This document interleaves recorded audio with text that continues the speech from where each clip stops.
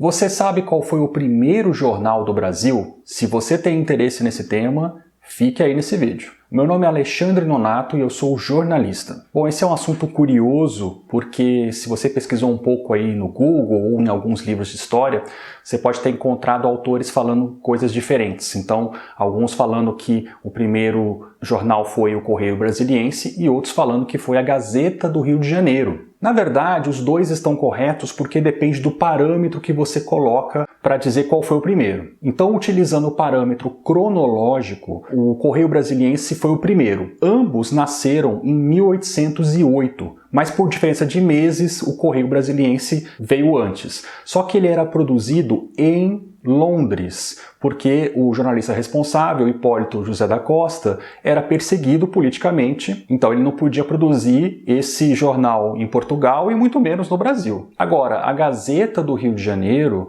foi um jornal que foi produzido no Brasil. O primeiro. Então, para alguns autores, eles vão considerar este parâmetro, que é do primeiro jornal produzido no Brasil. Agora, quais são as diferenças entre os dois jornais? A Gazeta do Rio de Janeiro era um jornal, um órgão oficial da corte. Então era um jornal mais noticioso que informava basicamente aquelas notícias que interessavam à corte brasileira. Já o Correio Brasiliense era um jornal de crítica política e clandestino. Ele vinha para o Brasil e era vendido de maneira clandestina. A Gazeta do Rio de Janeiro era um jornal de poucas folhas, umas 4 em média.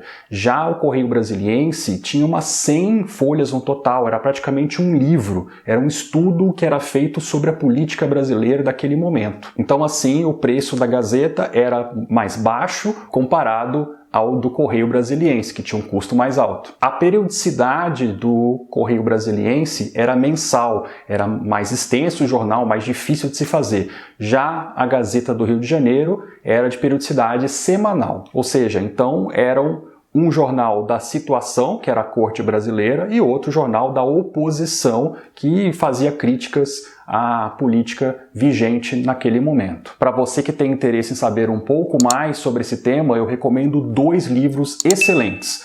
Um é esse primeiro aqui, História da Imprensa no Brasil, de Nelson Werneck Sodré. Esse livro já tem várias edições e ele é um livro o mais completo sobre a história da imprensa no Brasil. Vale a pena ver ele. O outro livro é este daqui, História da Imprensa Brasileira, do Juarez Bahia.